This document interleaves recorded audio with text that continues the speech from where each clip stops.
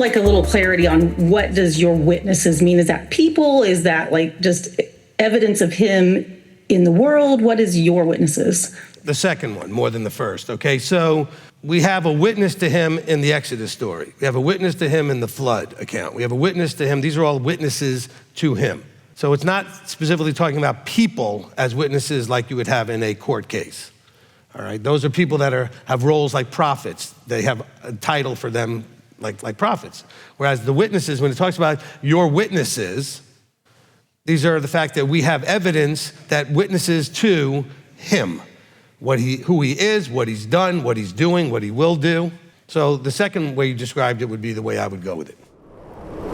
The thing is, it's an idiomatic phrase. It's not to be taken like from more of a Christian mindset that somehow you're doing nice things for them. It's gonna like somehow cause them to suffer in hell or something like that, okay? Or cause them suffering, because that would be a complete missing of the point, which is the idea of loving your enemy, which is the way Yeshua described this. Love your enemy. If he's hungry, give him bread. If he's thirsty, okay? So heaping coals on them. What teaching do I have that has something hot worked into it? Baptism of fire. What does baptism of fire do? It gets your attention. It's a trial that gets your attention. So when you do these nice things, it may cause them to go through, or the Father to give them some sort of thing that wakes them up, that gives them that fire that they need to wake them up. It's not about causing them suffering. Oh, you want to get back at your enemies? Be nice to them and they'll suffer crazy. No, that's not the point. We insert ourselves where we do not belong frequently. And by the way, nobody likes it, you or them. You're not happy, they're not happy, everybody's now not happy because you stuck your nose in there. Oh, but they were talking about things they shouldn't. That's not your problem necessarily. You may be saying, well, but I'm the parent, it's children. I don't know, I've gone through the parenting thing to the point where both my children are out of the house. And I can tell you that in my experience, now I couldn't have told you this when I started ministry and had just gotten married and didn't have children, but I have children now. And I can tell you that I had very limited effect on what they did and didn't do, and what they talked about and didn't talk about. So if you think that you can actually control that, good luck. Because you can't. What you can do is control what disturbs you. If people want to talk about things that you don't want to talk about, then say, look, don't involve me, go do that in your room or whatever. You can't control these things. I know you want to. The verses you read, you still got the right information out of it, you just didn't understand. It says that you would win over somebody by your behavior because it's a witness to them. Your children are gonna watch you and they're witnesses to them. Now you made some bad decisions before and it did witness to them and they made their own choices. But you gotta understand, they were never yours when it comes to this part. You were never responsible for this part. That's a personal thing between them and the Creator. And the thing that I teach is this thing called a bubble pop, which is when the Creator chooses you at that moment to wake you up to truth. Every one of them has to have that experience. They're not beyond that experience. They don't have to believe in God on any level prior to him popping their bubble. I had no vertical relationship when he popped mine. I was raised as a secular Jew with no vertical relationship whatsoever. I didn't know if there was ancient aliens or God or this or that and anything else. It's between you and him. So you as an adult with adult children, all you can do now is walk this out the best you can as an example. You are not responsible for where they end up. You've got enough to work on you before you start advising anybody. This does apply to Dion, but all of you. How are you giving advice when your life is the way your life is? Really? Are you qualified to do that? Because all of you love to think, oh, I'm just trying to help. I'm just trying to give advice. Really? How about fix yourself? Worry about you, fix yourself. You spend more time doing that, you will not get your nose bit. And I think that's a really important piece of this, is that you guys all love to give advice. Well, where's your qualification for that? Is your life really all that at this point? Probably not. I don't know too many people that got everything all together, including me. I'm not saying anything different. I'm saying I don't know anybody really that's got everything together. We all got stuff to work on. And what you should be doing is you should be asking for help, not offering help to somebody who didn't ask. Because trust me, every day I see plenty of stuff I could go over and say something about. And you know what? It would be frustrating and exhausting because first of all, 99% of people are not gonna want my advice. They're not gonna listen. I'll just be frustrated and I'm gonna get my nose bit a lot. Your relationship, this is for all of you parents that have challenges with spouses and custodies and all those other things. At some point, your child will be old enough to do whatever they want.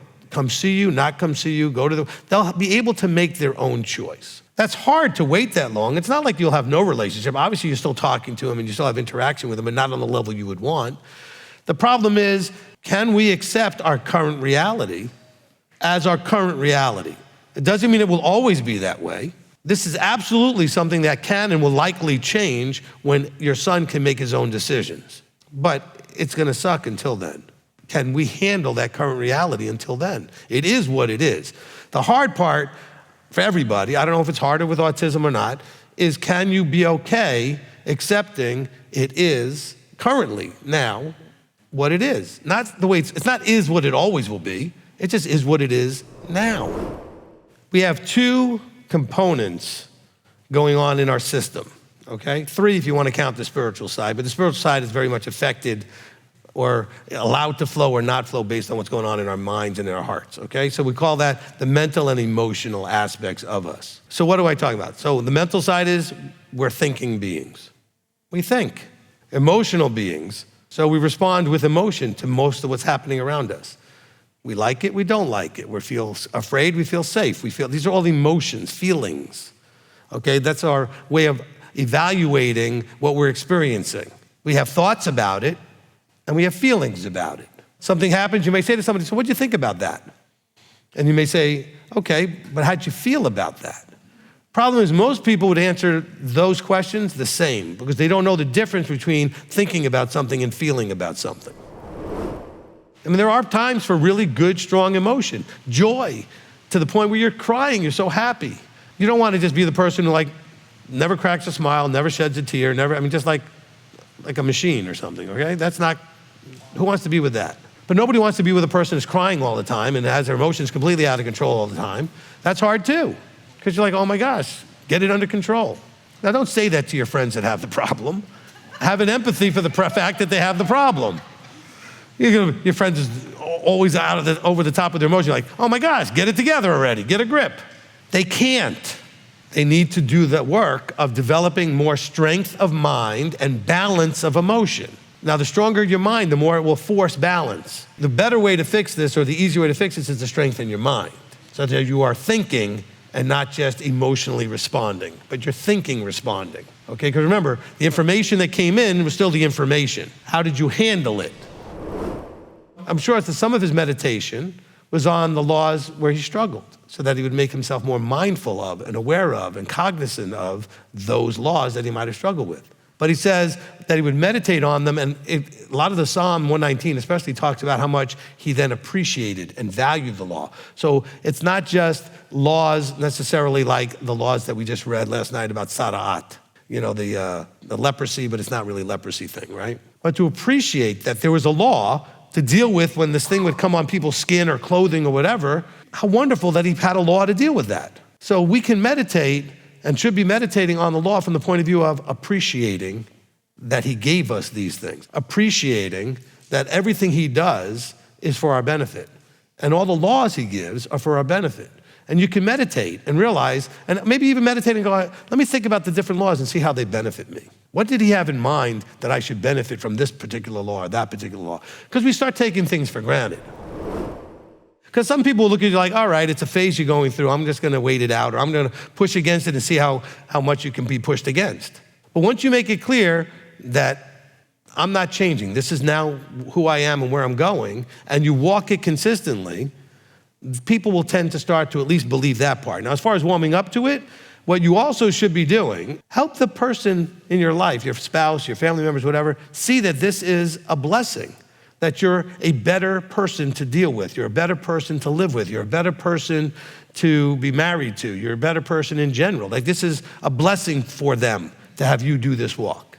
And as far as you're continuing in the walk, everything that you come to learn, just start applying it. You came to finally be okay and understanding about the tzitzit, so wear them.